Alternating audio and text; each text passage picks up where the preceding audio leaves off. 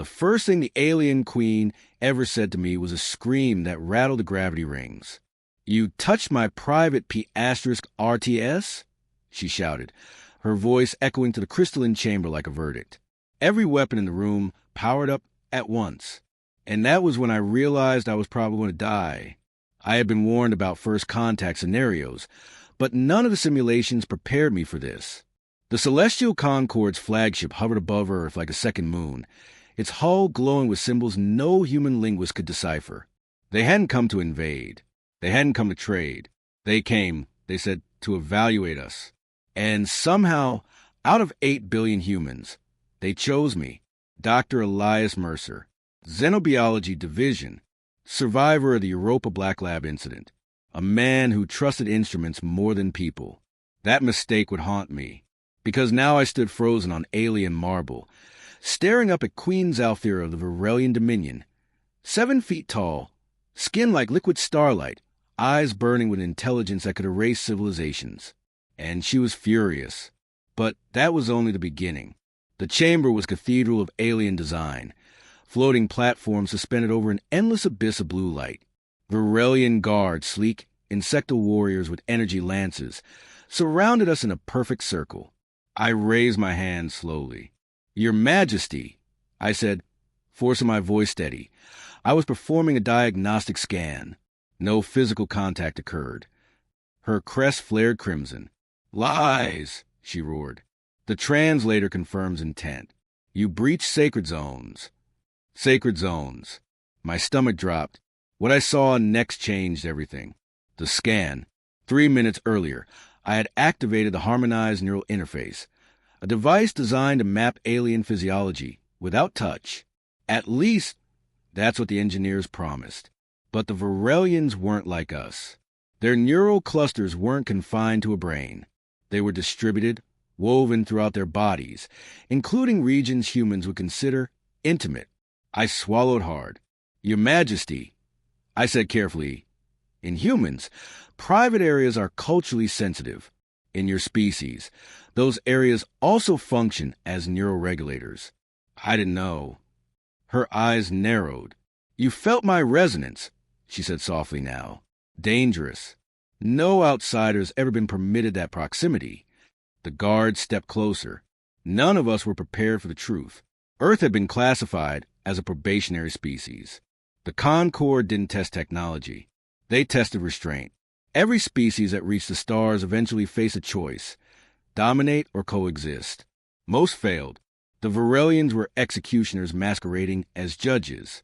And Queen Zalthira was their final authority. If she declared us unworthy, Earth would be quietly erased. No war. No warning. Just silence. That knowledge crushed my chest. But then she did something unexpected. She dismissed the guards. "Leave us," she commanded. The lances powered down. The chamber doors sealed.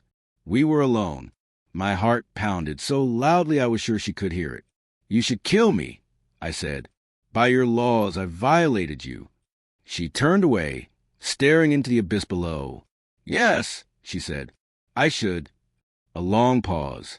"But your mind, it was not predatory." I frowned. "Predatory?" "Most species," she said, "when given access to our inner resonance, react with desire, fear, or domination. You reacted with concern." Concern? I remembered the spike in her neural readings. The instability. "You were in pain," I said quietly. The resonance node was misfiring. Her body stiffened. "That knowledge is forbidden." "But true," I replied, "and untreated, it would have killed you within a year." Silence.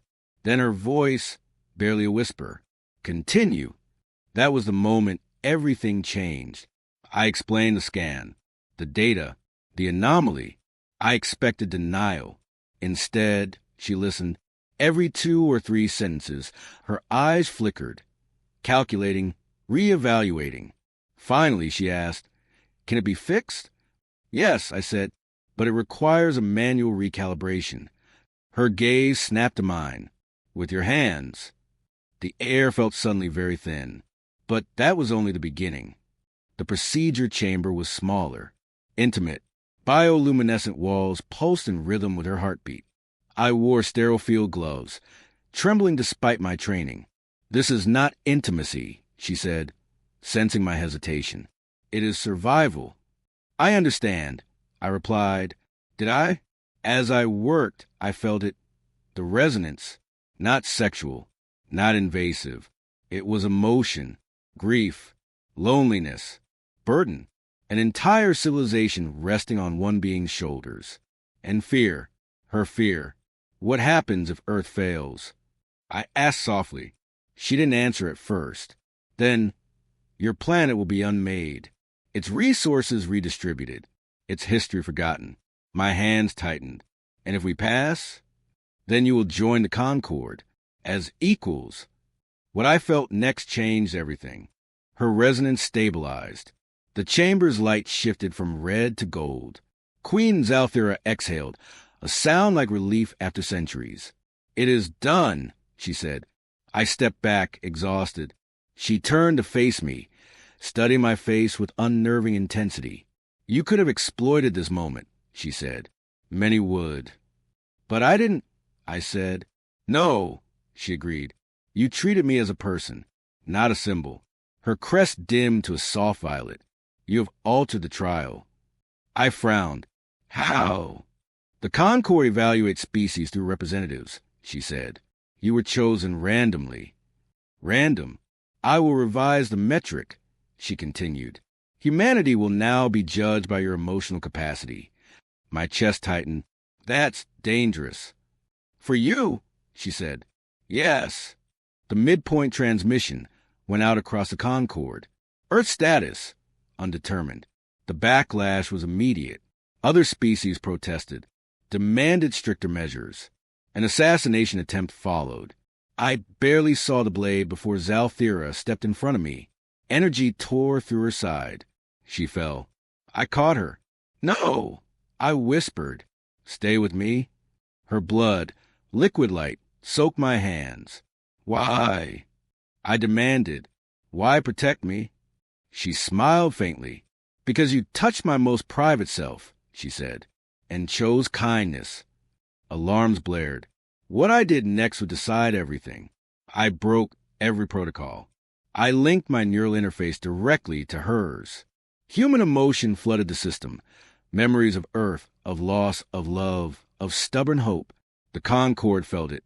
Every delegate, every judge. They felt humanity. Not our weapons. Not our wars. Our capacity to care. The backlash stopped. The vote shifted. Zalthira lived. But nothing would ever be the same. Earth was accepted. Provisionally. Queen Zalthira abdicated her throne. By Concord law, she could no longer judge impartially. Instead, she became something unprecedented. Our advocate. Months later, as Earth's sky filled with welcoming ships instead of threats, she stood beside me on the observation deck. "You once asked why I shouted," she said. I smiled faintly. "You were embarrassed." "No," she corrected. "I was afraid." "Of what?" "That someone would see me as more than a queen." She met my eyes. "And you did." The stars stretched endlessly before us. Humanity had touched the universe, not with conquest, but with care. And the universe, for the first time, touched us back